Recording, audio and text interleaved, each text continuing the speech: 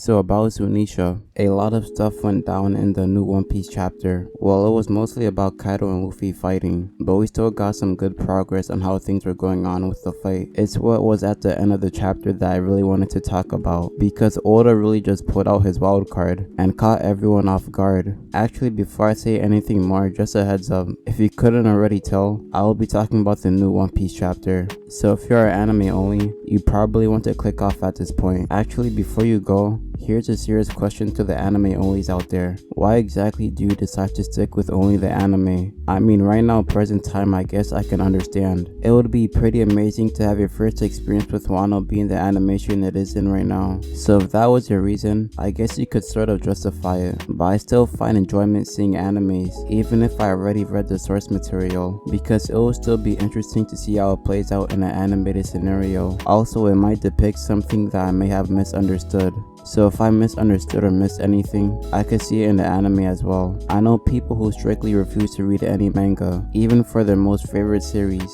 There are people who don't like reading in general, but manga honestly doesn't feel like reading a book. It can still be just as entertaining as animes, to be honest. If your reason for not reading is just because you don't like to read, I mean, I can't stop you or anything, but there's a whole other side of media that you're missing out on because of that. I still have yet to make a small scratch in the deep pool of mangas out there. But yeah, as I was saying with the One Piece chapter, at the end of the chapter, we cut away from Luffy and Kaido to the world government, more specifically the Gorosei, and in that room that they are always in, they were discussing what their next action should be with the whole Wano situation. All this time they have been sitting back to let things play out, so that both sides can wear each other down, so that they could third party them and take them all out in one fell swoop. They talked about Nika Robin, and how this would be their best chance to take her out with all the chaos going on right now. While this discussion is going on though, they get a phone call by the Marines on standby, and basically they tell them that Zunesha decided to come on over to Wano. The Gorosei seemed a lot more surprised than you would think. I think most people would assume that they know about Zunesha's existence and about Zou country, but that's not really what had them surprised by the looks of it. What had them so shocked though was something else, something that they thought was a myth. It isn't specified what specifically, but they mention a devil fruit, one that the world government had named, that ended up being put into a slumber. Even for the Gorosei, it was nothing but a legend, so probably decades since it was last seen, and it ends with them talking about how the devil fruit was hidden for a really long time. That's more or less how the end of the chapter went. This popped quite a few ideas into my head, so obviously I decided that I wanted to talk about Zunesha today,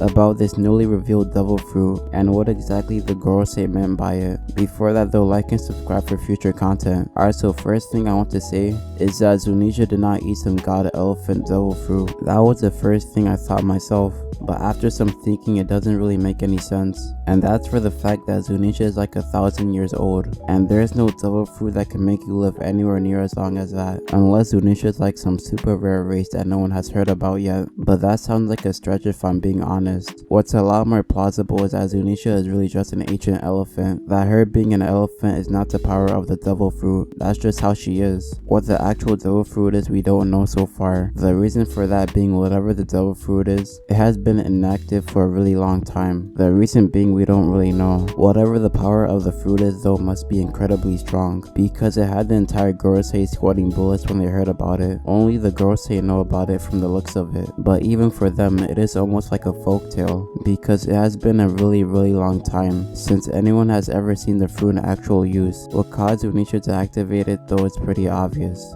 The war at Wano got Zunesha's attention. I'm not sure, but Zunesha might have a connection to Wano, just like how the Minks have one too. Maybe not in the exact same way. The Minks are connected to Wano through the Kazuki, from the bond they formed and the vow that they made to help each other out. Zunesha isn't really part of that bond, at least from what we know so far right now. And Zunesha was alive well before all that happened, but it might be something like this instead. Zunesha, when she was younger, ran into Wano, since she just wanders the oceans, and had something happen that ended up having her come over to help Wano whenever they would need it. Actually, I just looked up some lore on Zunesha, and some people say that Zunesha might be looking for something.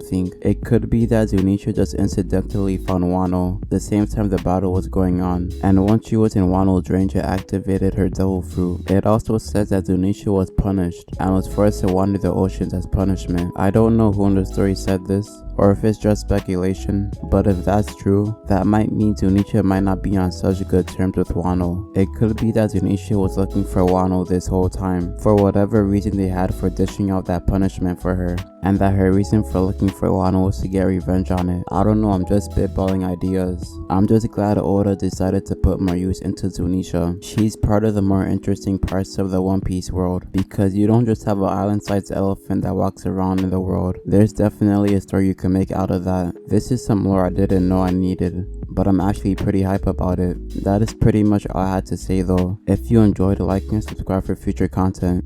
Peace.